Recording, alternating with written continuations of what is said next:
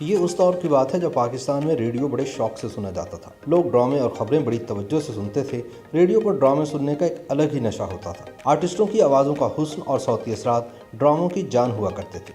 اس زمانے میں ریڈیو پاکستان لاہور سے ایک دلچسپ پروگرام دم باز اور دمساز نشر ہوتا تھا، جسے ریڈیو سامعین بڑی دلجمعی سے سنا کرتے تھے۔ کمال احمد رضوی اس ریڈیو ڈرامے کے مصنف بھی تھے اور صداکار بھی۔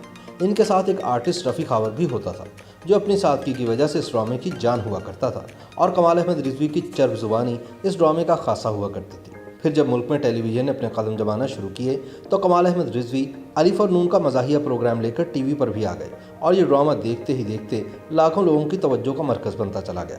اس پروگرام میں کمال احمد رضوی الن اور رفیع خاور ننا کے روپ میں آتا تھا۔ پھر یہی ننا آگے چل کر فلموں کا بھی نین تارہ بن گیا۔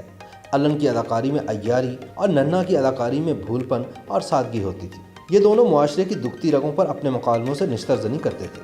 دونوں اچھائی اور برائی کو بڑے خوبصورت انداز میں ٹی وی پر پیش کرتے تھے۔ ان کے طنز کی کاٹ فلمی انداز کے مزاح سے کچھ الگ تھی، اور ٹی وی کے ناظرین ہر ہفتے بڑی بے چینی کے ساتھ الف اور نون کا انتظار کیا کرتے تھے۔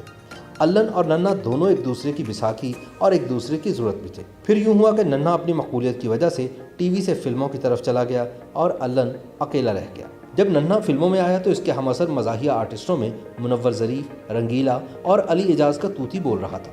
ننا کی کامیاب انٹری کے بعد اب فلموں میں مزاحیہ آرٹسٹوں کی یہ چوکڑی اپنا رنگ جمانے لگی۔ ننا جگت بازی کے علاوہ شعر و شاعری سے بھی کافی شغف رکھتا تھا، اور ایسے اشعار اس کو خوب یاد ہوتے تھے جن میں حسن پرستی کی جھلک ملتی تھی۔ اس سے اندازہ ہوتا ہے کہ ننا حسن پرست بھی تھا، لیکن ایک خاص بات یہ تھی کہ ننا دل کا بہت اچھا تھا اور اندر سے ایک بھولا بھالا انسان تھا۔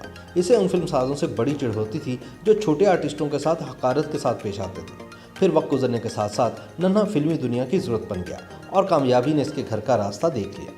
اس دوران ننا کی شادی بھی ہو گئی اور اس کے 3 بیٹے بھی ہو چکے تھے۔ لیکن پھر یوں ہوا کہ اس معصوم کو عشق ہو گیا، اور وہ بھی ایک خرانٹ عورت کے ساتھ۔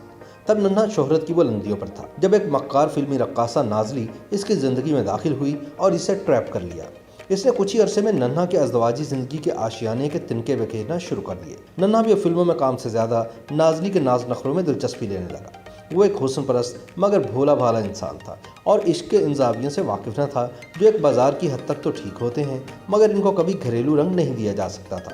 مگر ننا پر عشق کا جادو سر چڑھ کر بول رہا تھا، اور اس کی اس مجبوری سے رقاصہ نازلی خوب فائدہ اٹھا رہی تھی۔ ننا کے قریبی دوستوں نے بھی اس کو بڑا سمجھایا اور عشق بازی سے روکنے کی بھی کوشش کی، مگر شاید قدرت کو یہ منظور نہ تھا۔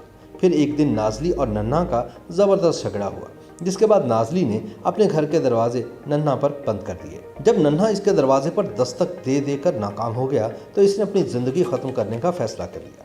پھر ایک صبح اخبارات میں جلی سرخی کے ساتھ یہ خبر نمایاں تھی کہ لوگوں کو ہنسانے والے اداکار ننا نے اپنے سر میں گولی مار کر خودکشی کر لی۔ اس طرح ایک باکمال آرٹسٹ مزاح کی محفل کا ایک جگمگاتا چراغ گل ہو گیا۔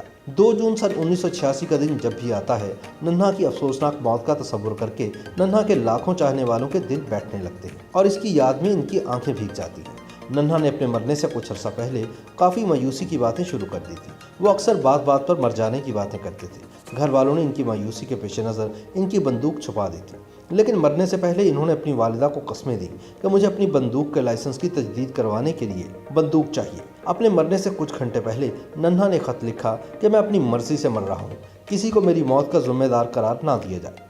ان کی موت کا وقت صبح 4 سے 6 بجے کے درمیان تھا۔ انہوں نے کن پٹی پر بندوق چلائی اور خودکشی کر لی۔ صبح سویرے جب ان کے بچے بیدار ہوئے تو انہوں نے دیکھا کہ ان کے والد ٹی وی لاؤنج میں صوفے پر ٹیک لگائے مردہ حالت میں پڑے ہیں۔ جب نازلی کو خودکشی کا پتہ چلا تو وہ زار و قطار رونے لگی اور بار بار یہی کہتی رہی کہ ننا تم نے ایسا کیوں کیا، تمہیں ایسا نہیں کرنا چاہیے تھا۔ نازلی کو بھی یہ افسوس تھا کہ حالات ایسے بن گئے کہ وہ ننا کا آخری دیدار بھی نہ کر سکی۔ YouTube پر گوگلی نیوز دیکھنے کے لیے youtube.com کی سرچ بار میں googly news T V type کریں۔ گوگلی نیوز کے پیج پر سرخ رنگ کے سبسکرپشن والے بٹن پر کلک کرنا نہ بھولیے۔ YouTube پیج پر اپلوڈ ہونے والی ویڈیوز سے باخبر رہنے کے لیے بیل آئیکن پر کلک کیجیے۔ آپ کو ہر نئی ویڈیو کے بارے میں نوٹیفیکیشن موصول ہو جائے گا۔